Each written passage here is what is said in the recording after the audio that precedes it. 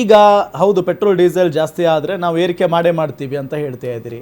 ಎಲ್ಲದರ ಬೆಲೆ ಜಾಸ್ತಿ ಆದಾಗ ಸಹಜವಾಗಿ ಜನಸಾಮಾನ್ಯರ ಮೇಲೇ ಎಲ್ಲರೂ ಏರಿಕೆ ಮಾಡೋದು. ನೀವೇನು ಹೇಳ್ತೀರಿ ಮೊದಲಿಗೆ? ಸರ್, ಮೊದಲನೇದಾಗಿ ನಾವು ಎಸ್ಪೆಷಲಿ ನನ್ನ ವರ್ಗಕ್ಕೆ ಬರ್ತೀನಿ, ಬೇರೆದ್ರ ಬಗ್ಗೆ ನೆಕ್ಸ್ಟ್ ಮಾತಾಡೋಣ. ಇವತ್ತು ಸಾರಿಗೆ ಅನ್ನೋದು ಏನಾಗಿದೆ ಅಂತಂದರೆ, ಒಂದು ಹಾಲು ಕೊಡುವ ಕಾಮಧೇನು ಥರ ನೋಡ್ತಾ ಇದ್ದಾರೆ ಸರ್ಕಾರಗಳು. ನಮ್ಮನ್ನು ಯಾವ ತುಚ್ಛ ಮಟ್ಟದಲ್ಲಿ ಕಾಣ್ತಾ ಇದೆ ಅಂತಂತಂದರೆ, ಬರೀ ಇವರಿಗೆ ಟ್ಯಾಕ್ಸ್ಗೋಸ್ಕರ, ಇವರಿಗೆ ರಸ್ತೆ ತೆರಿಗೆ ಬೇಕು, ನಾವು ಕೊಡುವಂಥ GSTಗಳು ಬೇಕು, ನಮಗೆ ಯಾವುದೇ ರೀತಿಯಾದಂಥ ಸೌಕರ್ಯ ಮಾತ್ರ ಇವ್ರಿಗೆ ಕೊಡೋಕ್ಕೆ ಯೋಗ್ಯತೆ ಇಲ್ಲದಿರ್ತಕ್ಕಂಥ ಸರ್ಕಾರ. ಏನು ಸೌಕರ್ಯ? ಎರಡೂ ಸರ್ಕಾರಗಳು ಹೇಳ್ತಾ ಇದ್ದೀನಿ ನಾನು. ಏನು ಸೌಕರ್ಯ ಆಗಿರ್ಬೋದು, ರಾಜ್ಯ ಸರ್ಕಾರ ಆಗಿರ್ಬೋದು. ಇವತ್ತು ಸೌಕರ್ಯ ನೋಡಿ, KSRTC ಬಸ್ಸಿಗೆ ತಗೊಳ್ಳಿ ನೀವು, ಅವ್ರಿಗೆ ಯಾವುದೇ ರೀತಿಯಾದಂಥ ಪಾರ್ಕಿಂಗ್ ಇಲ್ಲ, ಅವ್ರಿಗೆ ಸೆಸ್ ಇಲ್ಲ, ಅವ್ರಿಗೆ GST ಇಲ್ಲ, ಸಬ್ಸಿಡಿ ದರದಲ್ಲಿ ಡೀಸೆಲ್ ಸಿಗುತ್ತೆ, ಮತ್ತೆ ಸರ್ಕಾರ ಸಾವಿರಾರು ಕೋಟಿ ಈಗ ಫ್ರೀ ಶಕ್ತಿ ಯೋಜನೆ ಕೊಟ್ಟಿರೋದ್ರಿಂದ ಸರ್ಕಾರನೇ ಅದಕ್ಕೆ ಒಂದು ಹಣದ ಬೆಂಬಲವನ್ನು ಕೂಡ ಕೊಡುತ್ತೆ, ಧನ ಸಹಾಯವನ್ನು ಕೂಡ ಕೊಡುತ್ತೆ. ನಾವು ಕ್ವಾರ್ಟರ್ಲಿ ಹೇಳ್ತಾ ಇದ್ದೀನಿ, 3 ತಿಂಗಳಿಗೊಮ್ಮೆ 1 ಲಕ್ಷದಿಂದ 1.5 ಲಕ್ಷ ರೂಪಾಯಿ ತೆರಿಗೆಯನ್ನು ಕಟ್ತೀವಿ, ರಸ್ತೆ ತೆರಿಗೆ ನಾನು ಮಾತಾಡ್ತಾ ಇರೋದು. ಕ್ವಾರ್ಟರ್ಲಿ 3 ತಿಂಗಳಿಗೆ ಜನಸಾಮಾನ್ಯರಿಗೆ ಗೊತ್ತಾಗಬೇಕು. ಅದು ಒಂದು ಬಸ್ಸಿಗೆ ನಾನು ಹೇಳ್ತಾ ಇರ್ತಕ್ಕಂಥ, ಒಂದು ಬಸ್ಸಲ್ಲಿ 3 ಕುಟುಂಬವನ್ನು ನಾವು ಸಲಹತೀವಿ. ಒಂದು ಡ್ರೈವರು, ಒಂದು ಕಂಡಕ್ಟ್ರು, ಒಬ್ಬ ಕ್ಲೀನರು, ಅದು ಹೊರತುಪಡಿಸಿ ಬೇರೆ ಕೂಡ ಇದ್ದಾರೆ. ನಾವು ಕೊಡುವಂಥ ಈ ಏನು 1.5 ಲಕ್ಷ ರೂಪಾಯಿ ತೆರಿಗೆ ಹೊರತುಪಡಿಸಿ GST ಡೀಸೆಲ್ ಮೇಲೆ ಹೈಯೆಸ್ಟ್ ಡೀಸೆಲ್ ಕನ್ಸಂಪ್ಷನ್ ಮಾಡೋದು ನಾವೇ. ನಾವು ಪಬ್ಲಿಕ್ ಸೇವೆನೇ ಅಲ್ವಾ ಮಾಡ್ತಾ ಇರೋದು. ನಾವೇನಾದ್ರೂ ನಮ್ಮ ಹೆಂಡತಿ ಮಕ್ಕಳು ನಮ್ಮ ಕುಟುಂಬನ ಮಾತ್ರ ಕರ್ಕೊಂಡು ಹೋಗಕ್ಕೆ ಇಟ್ಕೊಂಡಿದೀವ? ಸರ್ಕಾರ ಟ್ರಾನ್ಸ್ಪೋರ್ಟ್ನ ಸ್ಟಾರ್ಟ್ ಮಾಡೋದಕ್ಕಿಂತ ಮುಂಚೆ ಖಾಸಗಿ ಸಾರಿಗೆ ಇದ್ದಿದ್ದು ಮೊದಲು, ಅದನ್ನ ಇವರು ಅರ್ಥ ಮಾಡ್ಕೋಬೇಕು ಸರ್ಕಾರ. ಸೊ ನೀವು ಹೇಳ್ತಾ ಇರೋದು ಬೇಸಿಕಲಿ ನಿಮಗೆ ಮೂಲ ಸೌಕರ್ಯಗಳನ್ನ ಕೊಡ್ತಾ ಇಲ್ಲ, ಅಥವಾ ಸೌಕರ್ಯಗಳನ್ನ ಕೊಡ್ತಾ ಇಲ್ಲ, ಯಾವುದೇ ಸೌಕರ್ಯ ಇಲ್ಲ ಸರ್, ನಮ್ಗೊಂದು ಪಾರ್ಕಿಂಗ್ ವ್ಯವಸ್ಥೆ ಇಲ್ಲ. ಸೊ ಈಗ ಬೆಲೆ ಏರಿಕೆ ಅಂತಂದ್ರೆ ಎಷ್ಟು ಮಾಡ್ಬೇಕು ಅನ್ಕೊಂಡಿದಿರಿ ಸರ್? ನೋಡಿ, ಇವಾಗ ನಾನು ಇವತ್ತಿನ ಬಗ್ಗೆ ನಾನು ಮಾತಾಡ್ತಾ ಇರೋದಲ್ಲ. ಇವತ್ತು ಕೇವಲ ಜನರಿಗೆ ಏನ್ ಅನ್ಸೋದು ಅಂದ್ರೆ, 3 ರೂಪಾಯಿ ಅಲ್ಲೇನ್ರಿ, 3 ರೂಪಾಯಿಗೋಸ್ಕರ ಏನ್ರಿ ಇವರು ಜಾಸ್ತಿ ಮಾಡ್ಬಿಡ್ತಾರೆ, 10% ಮಾಡ್ಬಿಡ್ತಾರೆ ಅಂತ. ಸರ್, ಒಂದೇ ಒಂದು ವಿಷಯ ಹೇಳಲಿಕ್ಕೆ ಬಯಸ್ತೀನಿ. 3 ರೂಪಾಯಿ ನೀವು ಲೆಕ್ಕ ಹಾಕ್ತಾ ಇರೋದು 1 ಲೀಟರ್ಗೆ ಮಾತ್ರ. ಯಾಕೆ ಅಂದ್ರೆ ಒಬ್ಬ ಸಾಮಾನ್ಯ ಇವನು ಬಂದು ಜಾಸ್ತಿ ಅಂದ್ರೆ ಅಮ್ಮಮ್ಮ ಅಂತಂದ್ರೆ ಒಂದು ತಿಂಗಳಿಗೆ 30 ಲೀಟರ್ ಯೂಸ್ ಮಾಡೋದೇ ಜಾಸ್ತಿ, ಇಲ್ಲ ಅಂದ್ರೆ 50 ಲೀಟರ್ ಯೂಸ್ ಮಾಡೋದೇ ಜಾಸ್ತಿ ಸಾಮಾನ್ಯ ಪ್ರಜೆ. ಅದೇ ಬಸ್ಸು ಅಂತೇಳಿ ಬಂದಾಗ, ಉದ್ಯಮ ಅಂತ ಬಂದಾಗ ಸಾವಿರಾರು ಲೀಟರ್ ಯೂಸ್ ಮಾಡ್ತೀವಿ ನಾವು. ಹೌದು, ಸಾವಿರಾರು ಲೀಟರ್ ಯೂಸ್ ಮಾಡಿದಾಗ ಇವತ್ತು ನಿನ್ನೆ ಸಾಮಾನ್ಯ ಸಿಂಪಲ್ ಕ್ಯಾಲ್ಕುಲೇಷನ್ ನಾವು ಮಾಡಿದೀವಿ. ಏನು ಅಂದ್ರೆ, ಒಂದು ವಾಹನಕ್ಕೆ 15,000 ರೂಪಾಯಿ ಮಿನಿಮಮ್ 150 ಲೀಟರ್ಗೆ ಮಾತ್ರ ನಾನು ಲೆಕ್ಕ ಹಾಕಿ. ನಿಜವಾಗ್ಲೂ ಮಿನಿಮಮ್ ನಾವು ಪರ್ ವೆಹಿಕಲ್ಗೆ ಒಂದು ಓನರ್ ಯೂಸ್ ಮಾಡುವಂಥದ್ದು 350ರಿಂದ 400 ಲೀಟರ್. ಆದ್ರೂ ನಾನು 150 ಲೀಟರ್ ಕ್ಯಾಲ್ಕುಲೇಷನ್ ಮಾಡಿದ್ದೀನಿ. ಯಾಕೆಂದ್ರೆ ಸಣ್ಣ ಸಣ್ಣ ಮಾಲೀಕರು ಹತ್ತಿರದಲ್ಲಿರ್ತಕ್ಕಂಥ ಡೆಸ್ಟಿನೇಷನ್ಸ್ ಶಿವಮೊಗ್ಗ, ದಾವಣಗೆರೆ ಎಲ್ಲ ಕ್ಯಾಲ್ಕುಲೇಷನ್ ಮಾಡಿ ಒಂದು ವಾಹನಕ್ಕೆ 15,000 ರೂಪಾಯಿ ಬೀಳುತ್ತೆ. ಒಬ್ಬ ಓನರ್ಗೆ 15,000 ರೂಪಾಯಿ ಹೊರೆ ಒಂದು ವಾಹನಕ್ಕೆ ಬಿದ್ದರೆ ಅವನ ಹತ್ರ ಹೇಳ್ರೆ ಒಂದು ಹೋಗೋದು ಒಂದು ಬರೋದು 30,000 ರೂಪಾಯಿ ನೇರವಾಗಿ ಅವನು ಹೊಡೆತ ಬೀಳುತ್ತೆ. ಇದು ಹೊರತುಪಡಿಸಿ ಇವತ್ತು ಯಾವ ರೀತಿಯಾಗಿದ್ರೆ ಟೋಲು, ಸರ್ ಟೋಲ್ ಪ್ರತಿ ವರ್ಷ 5% ಏರಿಸ್ಕೊಂಡ್ ಬರ್ತಾ ಇದ್ದಾರೆ. ನಾವು ರಸ್ತೆ ತೆರಿಗೆ ತಗೊಂತೀರಿ 1.5 ಲಕ್ಷ. ಅದೇ ನಿಮ್ಮದೇ ಆದಂತ ಕಷ್ಟಗಳು, 100% ನಿಮ್ಮದೇ ಆದಂತ ಕಷ್ಟಗಳು ನಿಮ್ಗೆ ಇದ್ದೇ ಇದಾವೆ ಸರ್. ನಾವು ಕಷ್ಟ ಪಡ್ತಾ ಇರೋದು ನಮಗೋಸ್ಕರ ಅಲ್ಲ, ಕೇವಲ ಒಬ್ಬ ಬಸ್ ಮಾಲೀಕ ದುಡ್ಕೊಳ್ಳಿಕ್ಕೋಸ್ಕರ ಅಲ್ಲ.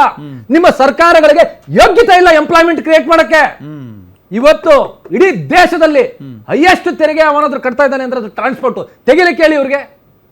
ಇಡೀ ದೇಶದಲ್ಲಿ ಅದು ಬಸ್ ಆಗಿರ್ಬೋದು, ಕಾರ್ ಆಗಿರ್ಬೋದು, ಟ್ಯಾಕ್ಸಿ ಆಗಿರ್ಬೋದು, ಟ್ರಾನ್ಸ್ಪೋರ್ಟ್ ಇಂದ ಇವ್ರಿಗೆ ಬರುವಂತ ನಂಬರ್ 2nd ಅಲ್ಲಿ ಇದೀವಿ. ಇವತ್ತು ಕರ್ನಾಟಕದಲ್ಲೂ ಕೂಡ ರೆವಿನ್ಯೂ ಜನರೇಷನ್ ಅಲ್ಲಿ GST ಇಲ್ಲಿ ದೇಶದಲ್ಲೇ ಇದೀವಿ ನಾವು ನಂಬರ್ 2nd. ಇಷ್ಟೆಲ್ಲ ಇರ್ತಕ್ಕಂಥ ಒಂದು ಉದ್ಯಮಕ್ಕೆ ನೀವು ಏನ್ ಕೊಡ್ತಾ ಇದೀರಿ ಸಪೋರ್ಟ್, ಏನು ಬೆಂಬಲವನ್ನು ಕೊಡ್ತಾ ಇದೀರಿ ನೀವು? ಎಷ್ಟು ಏರಿಕೆ ಮಾಡ್ಬೇಕು ಅನ್ಕೊಂಡಿದ್ದೀರಿ ಸರ್? ಈಗ ನಾವು ಏನೇ ಏರಿಕೆ ಮಾಡಬೇಕಾಗಿದ್ರು ಕಳೆದ ಟೋಲ್ ಆಗಿರ್ತಕ್ಕಂಥದ್ದು ಏಪ್ರಿಲ್ ಅಲ್ಲೇ ಆಯ್ತು. ಏಪ್ರಿಲ್ 1ನೇ ತಾರೀಕಿಂದಾನೇ ಸ್ಟಾರ್ಟ್ ಆಗಿದೆ. ಬೆಂಗಳೂರು ಟು ಬೆಳಗಾಂಗೆ ಹೋಗಿ ಬರ್ಬೇಕಾದ್ರೆ 3,000 ಹೋಗಿ ಬರಕ್ಕಲ್ಲ ಸರ್, ಹೋಗಕ್ಕೆ 3,000 ರೂಪಾಯಿ ಟೋಲ್ ಬೇಕು ಸರ್ ನಿಮ್ಗೆ. ಸೊ ಇದನ್ನೆಲ್ಲ ಯಾರ ಮೇಲೆ ಹಾಕ್ಬೇಕು? ಕಟ್ಟ ಕಡೆಯದಾಗಿ ನೋಡಿ ಸರ್, ನನ್ನನ್ನೇ ನಂಬ್ಕೊಂಡಾದಂತ ಒಂದು ಕುಟುಂಬಗಳಿವೆ. ಕಂಡಕ್ಟರ್ ಕುಟುಂಬ ಇದೆ, ಕ್ಲೀನರ್ ಕುಟುಂಬ ಇದೆ, ಡ್ರೈವರ್ ಕುಟುಂಬ ಇದೆ. ಇವ್ರ ಕುಟುಂಬವನ್ನು ಸಲಹಬೇಕಾದ ನಮ್ಮ ಕರ್ತವ್ಯ. ಇವ್ರಿಗೆ ಸಲಹಕ್ಕಾಗಲ್ಲ. ಇವರು ಲಂಚ ತಗೊಂಡು ಕೆಲಸ ಎಂಪ್ಲಾಯ್ಮೆಂಟ್ ಕೊಡ್ತಾರೆ. ಒಂದು ಎಂಪ್ಲಾಯ್ಮೆಂಟ್ ಕೊಡ್ಬೇಕಾದ್ರೆ ಇವ್ರು ಲಂಚ ತಗೊಂತಾರೆ. ನಾವು ಅನಕ್ಷರರಿಗೆ ಎಂಪ್ಲಾಯ್ಮೆಂಟ್ ಕ್ರಿಯೇಟ್ ಮಾಡಿದೀವಿ. ಇಂಥ ಒಂದು ಉದ್ದಿಮೆಗೆ ಇವರು ಕೊಡ್ತಾ ಇರ್ತಕ್ಕಂಥ ಬೆಂಬಲ ಏನು? 0. ಒಂದು ಪಾರ್ಕಿಂಗ್ ವ್ಯವಸ್ಥೆ ಇಲ್ಲ. ಅದ್ರ ಜೊತೆಯಲ್ಲಿ ಹರಾಸ್ಮೆಂಟ್, ಅದ್ರ ಜೊತೆಯಲ್ಲಿ ಮಂತ್ಲಿ ಫಿಕ್ಸ್, ಅದಕ್ಕೊಂದು ಸಿಂಡಿಕೇಟ್, ಮಂತ್ಲಿ ಕಲೆಕ್ಷನ್ ಮಾಡಕ್ಕೊಂದು ಸಿಂಡಿಕೇಟ್. ಈ ರೀತಿ ರಾಜ್ಯ ಸರ್ಕಾರಗಳೇ ಒಂದು ಸಿಂಡಿಕೇಟ್ ಅನ್ನು ಮಾಡ್ಕೊಂಡ್ಬಿಟ್ರೆ, ರಾಜ್ಯ ಸರ್ಕಾರಗಳೇ ಅವರೊಂದು ಇದನ್ನ ಇಟ್ಕೊಂಡ್ಬಿಟ್ರೆ ಏನಿದು ಮಾಡ್ತಾ ಇರ್ತಕ್ಕಂಥದ್ದು? ಎಸ್ ಎಸ್ ಈ ಧೋರಣೆಯಿಂದ ಸರ್ ನಾವು ಇವತ್ತು ಮಾಡಿರ್ತಕ್ಕಂಥದ್ದು ನಮ್ಮ ಸಾರ್ವಜನಿಕರಿಗೆ ತಮ್ಮ ವಾಹಿನಿ ಮೂಲಕ ಹೇಳೋದಿಷ್ಟೇ. Yes. ಇದಕ್ಕೆ ನೇರ ಹೊಣೆ ಸರ್ಕಾರಗಳೇ ಹೊರತು ಬಸ್ ಮಾಲೀಕರಲ್ಲ. ಎಸ್ ದಿಲೀಪ್, ನೀವು ಪ್ರತಿ ಬಾರಿ ಅಂದ್ರೆ ಬಿಜೆಪಿ ಅವರು ಯಾರೇ ಮಾತನಾಡಬೇಕಾದ್ರೂ ಜಸ್ಟ್ ₹3 ಎಲ್ಲ ಏರಿಕೆ ಆಗಿರೋದು ಅಂತ ನೀವು ಪೆಟ್ರೋಲ್ ಡೀಸೆಲ್ ವಿಚಾರ ಕೇಳ್ತಾ ಇದ್ದೀರಿ. ಬರೀ ಪೆಟ್ರೋಲ್ ಡೀಸೆಲ್ ವಿಚಾರ ಮಾತ್ರ ಚರ್ಚೆ ಮಾಡ್ತಾ ಇಲ್ಲ. ಅಕ್ಕಿ ದರ ಏರಿಕೆ ಆಗಿದೆ, ಗೋಲ್ಡ್ ರೇಟ್ ಏರಿಕೆ ಆಗಿದೆ, CNG ಏರಿಕೆ ಆಗಿದೆ. ಒಂದು ನಿಮಿಷ ಸರ್, ನನ್ನ ಈ ನಿಮ್ದು ಪ್ರಶ್ನೆ ನಂಗೆ ಅರ್ಥ ಆಯ್ತು ನೋಡಿ. ಇದ್ರೊಳಗಡೆ ಕೇಂದ್ರ ಸರ್ಕಾರ ₹1 ಸಹ ತನ್ನ ಟ್ಯಾಕ್ಸ್ ಅನ್ನ ಜಾಸ್ತಿ ಮಾಡ್ಕೊಂಡಿಲ್ಲ. ಈಗ ನಿಮ್ಗೆ ಹೇಳ್ದೆ ಯಾವ ರೀತಿ ವರ್ಗೀಕರಣ ಆಗುತ್ತೆ ಅಂತ ಹೇಳಿ. ಒಂದು ನಿಮಿಷ ಪ್ಲೀಸ್ ಲಿಸನ್ ಸರ್, ನಿಮ್ಮ ಪ್ರಶ್ನೆ ನಾನು ಕ್ಲಿಯರ್ ಆಗಿ ಉತ್ತರ ಕೊಡ್ತೀನಿ. ನೋಡಿ ಯಾವ ರೀತಿ ಪೆಟ್ರೋಲ್ ಕೇಳಿಸ್ಕೊಳ್ಳಿ ಸರ್, ಕೇಳಿಸ್ಕೊಳ್ಳಿ ಸರ್, ಒಂದು ನಿಮಿಷ ಕೇಳಿಸ್ಕೊಳ್ಳಿ ಹೇಳಿ ಅವ್ರಿಗೆ. ಕೇಂದ್ರ ಸರ್ಕಾರ ಅವ್ರನ್ನೇ ಮಾತಾಡಿಸಿ, ಅವ್ರನ್ನೇ ಮಾತಾಡಿಸಿ, ನನಗೆ ಡಿಸ್ಟರ್ಬ್ ಮಾಡಂಗಿಲ್ಲ. ಅವ್ರು ಮಾತಾಡ್ಬೇಕಾದ್ರೆ ಡಿಸ್ಟರ್ಬ್ ಮಾಡಿಲ್ಲ, ಅವ್ರು ಮಾತಾಡ್ಬೇಕಾದ್ರೆ ಬಾಯಿ ಮುಚ್ಕೊಂಡು ಕೇಳಿಸ್ಕೊಂಡಿದ್ದೀನಿ. ಗಂಡಸ್ತನ ಅದು ಇದು ಅಂತೆಲ್ಲ ಮಾತಾಡಿದಾರೆ, ನಾನು ಕೇಳಿಸ್ಕೊಂಡಿದ್ದೀನಿ ತಾನೇ ಅದನ್ನೆಲ್ಲ. ಕೇಂದ್ರ ಸರ್ಕಾರಕ್ಕೆ ಏನು ಲಾಭ ಇಲ್ಲ ಅಂತೀರಾ ಸರ್? ನೀವು ಪ್ರಶ್ನೆ ಕೇಳಿದ್ರೆ ನಾನು ಉತ್ತರ ಕೊಡ್ಲಿಕ್ಕೆ ಅವಕಾಶ ಕೊಡ್ಬೇಕು. ನೀವು 100% ಕೊಡಿ. ಕೇಳಿಸ್ಕೊಳ್ಳಿ ಸರ್ ಒಂದು ನಿಮಿಷ. ನೋಡಿ 4 ರೀತಿ ವರ್ಗೀಕರಣ ಆಗುತ್ತೆ ಸರ್. ಒಂದು ಮೂಲ ಬೆಲೆ, ಇನ್ನೊಂದು ಸೆಂಟ್ರಲ್ ಎಕ್ಸೈಸ್ ಡ್ಯೂಟಿ, ಇನ್ನೊಂದು ಡೀಲರ್ ಕಮಿಷನ್, ಇನ್ನೊಂದು ಸ್ಟೇಟ್ ವ್ಯಾಟ್. 4 ರೀತಿ ವರ್ಗಾವಣೆ ಆಗುತ್ತೆ. ಈಗಿರ್ತಕ್ಕಂಥದ್ದು ಸೆಂಟ್ರಲ್ ಎಕ್ಸೈಸ್ ಡ್ಯೂಟಿ ₹11.90. ಸೆಂಟ್ರಲ್ ಕೇಂದ್ರ ಸರ್ಕಾರಕ್ಕೆ ಬರ್ತಾ ಇರ್ತಕ್ಕಂಥದ್ದು ಬರೀ ₹11.90. ಮೊದಲು ₹21 ಇತ್ತು, ಅದನ್ನ ₹10 ಕಡಿಮೆ ಮಾಡ್ದು. ಡೀಲರ್ ಕಮಿಷನ್ ₹4.10, ಅದೇನು ವೇರಿಯೇಷನ್ ಆಗಿಲ್ಲ. ಸ್ಟೇಟ್ ₹27 ತೆಗೆದುಕೊಳ್ತಾ ಇದೆ, ಅದಾಗೇ ಇದೆ. ಮೂಲ ಬೆಲೆ ಒಳಗಡೆ ಯಾವ್ದೇದಿರುತ್ತೆ ಅಂತಂದ್ರೆ ಕಚ್ಚಾ ತೈಲದ ಬೆಲೆ, ಸಂಸ್ಕರಣೆ, ಸಾಗಾಟ ವೆಚ್ಚ. ಈಗ ಜಾಸ್ತಿ ಆಗಿರ್ತಕ್ಕಂಥದ್ದು ₹3 ಮೂಲ ಬೆಲೆ ಜಾಸ್ತಿ ಆಗಿರ್ತಕ್ಕಂಥದ್ದು. ಮೂಲ ಬೆಲೆಗೂ ಸೆಂಟ್ರಲ್ ಗೌರ್ಮೆಂಟ್ಗೂ ಸಂಬಂಧ ಇಲ್ಲ ಸರ್, ಇಟ್ಸ್ ಕ್ಲಿಯರ್. ಅಂಡ್ ಇದ್ರ ಜೊತೆಗೆ ಇವತ್ತು ಇವ್ರು ಹೇಳ್ತಾ ಇದ್ರು, ಇವತ್ತು ಇವರು ಬೆಲೆ ಏರಿಕೆ ಬಗ್ಗೆ ಮಾತಾಡ್ತಾ ಇದಾರಲ್ಲ, ಬೆಲೆ ಏರಿಕೆಗಳ ಭಾಷಾ ಅಂತ ಏನಾದ್ರು ಇದ್ರೆ ರಾಜ್ಯ ಸರ್ಕಾರಕ್ಕೆ ಇವತ್ತಿನ ಸಿದ್ದರಾಮಯ್ಯ ಸರ್ಕಾರ ಇದೇನೂ ಸಮಸ್ಯೆ ಇಲ್ದಲೆ ಹಾಲಿನ ಬೆಲೆಯನ್ನ ಟೋಟಲ್ 2023 ₹3 ಜಾಸ್ತಿ ಮಾಡ್ತಾರೆ, 2025 ₹4 ಜಾಸ್ತಿ ಮಾಡ್ತಾರೆ, ₹7 ಜಾಸ್ತಿ ಮಾಡಿದ್ದಾರೆ. ಅವತ್ಯಾವ್ದು ಇದ್ದು ಸರ್. ಅದಾದ್ಮೇಲೆ ವಿದ್ಯುತ್ ಶುಲ್ಕವನ್ನ 2023 0.70 ಪೈಸಾ ಪರ್ ಯೂನಿಟ್ ಜಾಸ್ತಿ ಮಾಡಿದ್ದಾರೆ. 25 0.36 ಪೈಸಾ ಪರ್ ಯೂನಿಟ್ ಜಾಸ್ತಿ ಮಾಡಿದ್ದಾರೆ. ಅವತ್ಯಾವತ್ತು ಇತ್ತು ನೀರಿನ ದರ ಮೊನ್ನೆ ತಾನೆ 2025 ಸರ್ 1 ಪೈಸೆ ಪರ್ ಲೀಟರ್ ಜಾಸ್ತಿ ಮಾಡಿದ್ದಾರೆ. ಅವತ್ಯಾವತ್ತು ಯುದ್ಧ ಇತ್ತು ಅಂತ ಇನ್ನೊಂದು ಹೇಳ್ತಾ ಇದ್ರು ಸರ್. ತಾಲಿ ಬಗ್ಗೆ ಮಾತಾಡ್ತಾ ಇದ್ರು. ನರೇಂದ್ರ ಮೋದಿ ಅವರು ಎಲ್ಲೂ ತಾಲಿ ತೆಗೆದುಕೊಂಬೇಡಿ ಅಂತ ಹೇಳಿಲ್ಲ. ಅವ್ರು ಹೇಳಿರ್ತಕ್ಕಂಥದ್ದು ನಿಮ್ಮ ಹೆಚ್ಚುವರಿ ಚಿನ್ನವನ್ನ ಖರೀದಿ ಮಾಡೋದನ್ನ ಕಮ್ಮಿ ಮಾಡಿ ಅಂತ ಹೇಳಿದ್ದಾರೆ.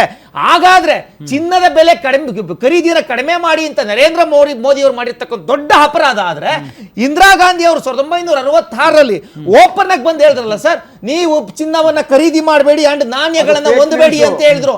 ಇದನ್ನ ಆಮೇಲೆ ಉತ್ತರ ಕೊಡಿ. ಅದಾದ್ಮೇಲೆ 1990 ಅವ್ರು ಹೇಳ್ತಾರೆ ಸರ್, ಆಮೇಲೆ ಉತ್ತರ ಕೊಡ್ಲಿ. 1991 PV ನರಸಿಂಹರಾವ್ ಅವರು ಚಿನ್ನವನ್ನ 100 ಟನ್ ಚಿನ್ನವನ್ನ ಗಿರಿವಿ ಇಡ್ತಾರೆ ಬ್ಯಾಂಕ್ ಆಫ್ ಲಂಡನ್ ನಲ್ಲಿ. ಅವತ್ತಿನ ಮಧ್ಯಪ್ರಾಚ್ಯ ಯುದ್ಧದ ಸಂದರ್ಭದಲ್ಲಿ ಮನಮೋಹನ್ ಸಿಂಗ್ ರವರು 2013 ಚಿನ್ನಕ್ಕೆ ಏನೋ ಕರೆಂಟ್ ಅಕೌಂಟ್ ಡಿಫಿಸಿಟ್ ಆಗಿದೆ, ದಯಮಾಡಿ ಚಿನ್ನ ಖರೀದಿಯನ್ನ ಕಡಿಮೆ ಮಾಡಿ ಅಂತೇಳಿ ದೇಶ ಜನ ಮುಂದೆ ಕೈ ಮುಗಿದು ಹೇಳ್ತಾರೆ. ಹಾಗಾದ್ರೆ ಇವ್ರು ಯಾವ ನೈತಿಕತೆ ನಮಗೆ ಬುದ್ಧಿ ಹೇಳಲಿಕ್ಕೆ?